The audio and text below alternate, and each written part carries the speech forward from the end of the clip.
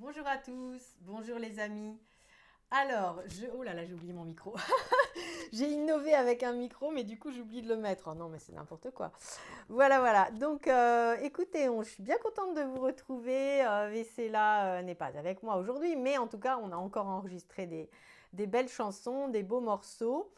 Notamment un aujourd'hui que je vais vous présenter ici brièvement. Je ne vais pas trop m'étendre aujourd'hui parce que je pense qu'il faut alterner. De temps en temps, je mets du contenu théorique parce qu'il y a des choses qui me semblent être précieuses à entendre, notamment sur ma façon de vivre et d'avoir expérimenté les liens entre le chant, la spiritualité, on va dire le potentiel recréatif oui, des arts. Mais là, il est surtout question d'être dans cet ouvrage du cœur de contamination par l'amour. Voilà, il paraît que le virus est en train de nous laisser tranquilles. Et un autre virus est apparu, c'est-à-dire voilà, la beauté, l'amour, la joie, tout ce qui vibre très très haut. Donc nous sommes contentes de vous faire découvrir, peut-être parce que c'est quand même, là par contre, on est dans un répertoire qui est assez rare quelque part. Donc il s'agit d'une valse écrite, composée par Oscar Strauss. Alors ça n'est pas, je vous dis tout de suite, le Johann Strauss des grands Danube bleu, etc. Mais c'est quand même une valse. Voilà. Donc c'était le répertoire d'une certaine Yvonne Printemps, beaucoup appréciée dans les années 30 en France. Donc là, c'est un extrait, une des trois valses voilà, de cette œuvre. Et il s'agit d'une valse lente, comme il est précisé. Donc j'aime bien cette idée-là, j'ai bien aimé parce que vous savez sur les partitions il y a toujours des précisions comme ça qui viennent faire écho à quelque chose. Et pour moi c'était quand même aussi, je reviens là-dessus, sur l'idée de refléter le périple, le pèlerinage d'amour, comme disait un ami à moi qui est très poète. Et qui s'appelle Yann, pour comparer le parcours, comme je vous disais l'autre fois, de flammes jumelles. Voilà. Alors bon, ce terme est très effectivement assez galvaudé en ce moment, mais comme je vous le disais, il ne s'agit pas d'une mode. C'est vraiment un parcours d'éveil enfin, les âmes en question qui sont concernées par ce parcours donc sont tous les deux ont choisi avant leur incarnation, on va dire comme ça, la voie de l'alchimie par l'amour. Voilà, donc il y a tous les obstacles, tous les moments difficiles aussi, dont la fameuse nuit noire de l'âme, qui se retrouve sur ce parcours, mais à travers l'amour. Et donc, avec, comme je le disais les fois précédentes, ça va bien corroborer cette, ce savoir que l'amour est une vibration extrêmement haute et extrêmement puissante, un levier très puissant. D'ailleurs, je m'étais fait la réflexion parce que moi-même, pour ne rien vous cacher, j'ai suivi une psychothérapie d'environ 5 ans et j'ai beaucoup lu sur la psychanalyse. Hein, et il y a des choses vraiment passionnantes. Enfin, moi, je me suis en tout cas passionnée pour ça. Et puis, je savais qu'il y avait donc dans la cure analytique, il y a ce fameux transfert. On appelle transfert, c'est-à-dire que du coup, le patient porte son amour à un moment sur le thérapeute. Donc évidemment, c'est quelque chose qui a aussi lieu à moindre échelle dans les relations entre le patient et n'importe quel docteur quelque part. Hein. Voilà, il y a souvent aussi ça. Ça peut être aussi sur un, donc en dehors du thérapeutique, il y a aussi sur un professeur. Enfin, en tout cas, cet élan, on va dire, d'amour qui se rejoue et qui permet de remettre carte sur table par rapport à tout ce qui a été vécu dans l'enfance, par exemple, c'est comme on dit le moteur de la cure. Donc on dit le transfert est le moteur de la cure. Et moi je me suis dit un jour, récemment, mais bon sang, mais c'est bien sûr, c'est que en fait c'est l'amour qui fait le truc, quoi, qui fait le boulot. Parce que moi je l'ai vécu, hein, donc je sais très bien, c'est un amour absolu, c'est une idéalisation, c'est toutes les formes d'amour qu'on a vibrées et intensément jusqu'en dans ses tripes quand on était enfant, pour les premiers objets d'amour qui sont les parents, etc., on reporte tout le paquet sur le fameux psychanalyste ou la personne, voilà. Donc, voilà, c'est quelque part, c'est trop beau, quoi, de voir à quel point tout vient se faire écho et corroborer le même vérité que l'amour est, on va dire, rédempteur. Voilà, en tout cas, c'est quelque chose d'extrêmement actif, proactif, et qui vient toucher voilà, des choses qui ne sont pas dans notre maîtrise, quoi, c'est hors de notre maîtrise. Voilà. Alors là, dans cette forme d'amour de flamme jumelle, il y a aussi cette idée-là, c'est-à-dire que c'est à travers l'amour que les personnes sont amenées à se rechercher elles-mêmes comme dans leur lumière, dans leur authenticité. Donc, il n'y a pas de cadeau, quoi. Enfin, il n'y a pas de cadeau. Si, le plus beau cadeau, il est là quand même, c'est de pouvoir se retrouver soi et d'aller cheminer vers soi. Et donc, il n'y a que dans ce Graal d'aller trouver ce joyau-là que l'on finit par, on va dire, étoffer une nouvelle colonne vertébrale pour soi et avoir un véritable apaisement, une structure solide, un ancrage. Donc voilà, et tout ça, c'est le cadeau. Donc l'histoire d'amour, quelque part, elle est là, elle nous accompagne absolument tout le temps, mais elle n'est pas le but, vous voyez, au départ on le pense, mais non. Donc il y a cet élan et ce chemin qui se fait, ce pèlerinage d'amour avec les recherches d'un Graal. Et j'aimais bien aussi comparer ça à quand on polit, vous savez, une pierre et puis qu'on finit par, à force de polir et de façonner, de brasser avec des eaux plus ou moins virulentes, avec des choses donc, qui peuvent comment dire, déboussoler, enfin, être douloureuse aussi, hein, eh bien, on arrive à trouver le diamant, le joyau, quoi. Donc, c'est assez beau. Et dans cette chanson, donc, même si on n'est pas obligé d'y voir absolument l'illustration d'un parcours flamme jumelle, comme je viens de le décrire, mais en tout cas, on a cette possibilité d'y voir le moment où des gens se rencontrent, un homme, une femme, là en l'occurrence, hein, parce que c'est quand même une période assez classique, on va dire.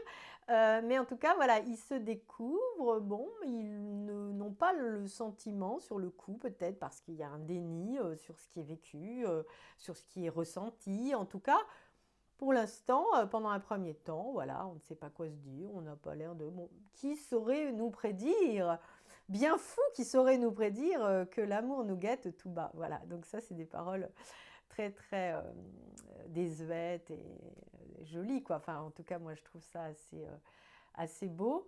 Et donc, il y a après, plus tard, une autre rencontre, et puis, tout d'un coup, là, c'est là, l'embrasement, l'enflammement, et puis la découverte de cet amour. Donc on peut comparer ça dans les parcours de flammes jumelles dont je parlais tout à l'heure, à ce fameux moment de la reconnexion où c'est très très puissant en termes alchimiques, et c'est le moment où quelque chose s'enclenche, qui n'est plus jamais, on ne peut plus revenir en arrière, c'est irréversible. Il y a bien une poussée vers cette démarche qui est aussi un travail ardu. Et voilà, et on ne peut plus couper non plus ce lien énergétique très puissant qui est là et qui, qu'on veuille un jour le vivre ou non, restera un puissant levier de transformation personnelle. Et en l'occurrence, c'est pour ça que c'est si important et que ce n'est pas une question de mode, c'est qu'à l'heure actuelle, il y a bien beaucoup eu de reconnexions qui étaient voulues, orchestrées, on va dire, par le grand plan qui nous dépasse, il nous déborde, il nous enchante, qui permet d'aller au plus haut des vibrations de l'amour. Donc ce couple qui est prototype un peu de ce qui pourrait y avoir ultérieurement dans des relations masculin-féminin en harmonie intérieure et en harmonie ensemble, inventer une autre forme de duo qui serait complètement exempt des brassages, de blessures, qui seraient dans une plus grande guérison, une plus grande pacification et qui permettrait d'aller au-delà de ce qu'on a connu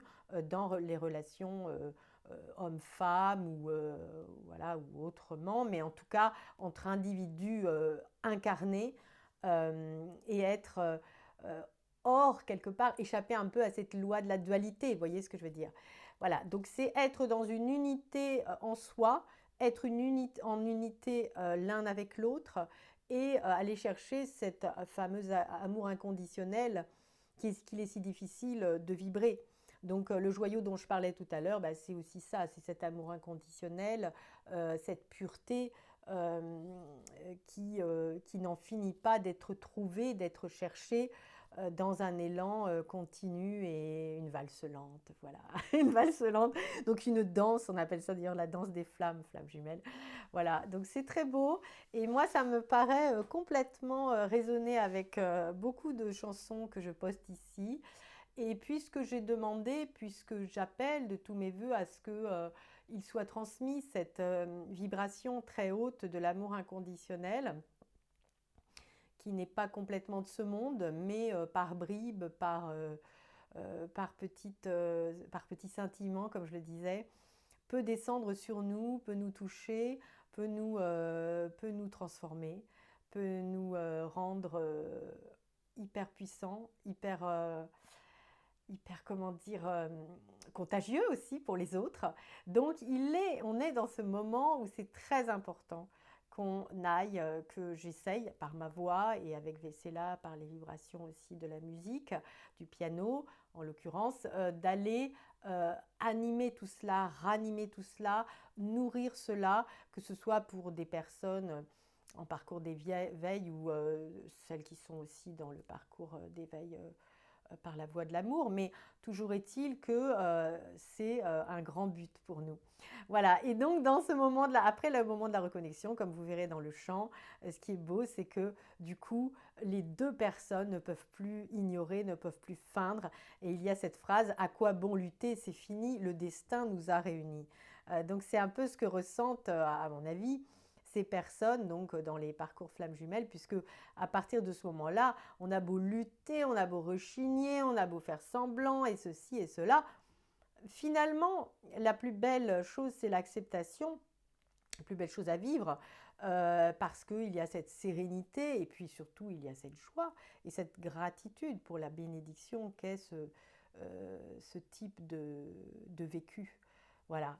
Donc le cadeau, voilà, il est peut-être pour certains cette réunion, le destin nous a réunis, il y a ce terme quand même hein, dans cette chanson, mais il n'y a pas que ça. Bon, d'aucuns diront, même lorsqu'il n'y a pas réunion, pour ce type de couple, il y a toujours cette vibration qui est là, et si quelqu'un, l'un d'eux ou les deux choisissent de ne pas comment dire, vivre en couple avec le côté plus, on va dire, plus communément ami ici sur Terre, malgré tout, il y aura toujours dans le cœur de chacun, dans ses entrailles, cette vibration-là qui est extrêmement puissante pour le reste de, des vivants, du vivant. Voilà, tout simplement.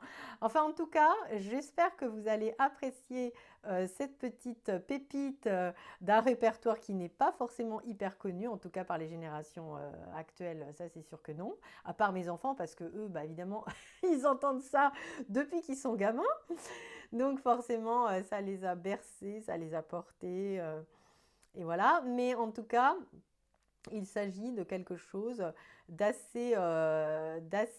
très français, de très faisant partie d'un répertoire, disons, qui est très apprécié de nos grands-parents, de nos arrière-grands-parents éventuellement.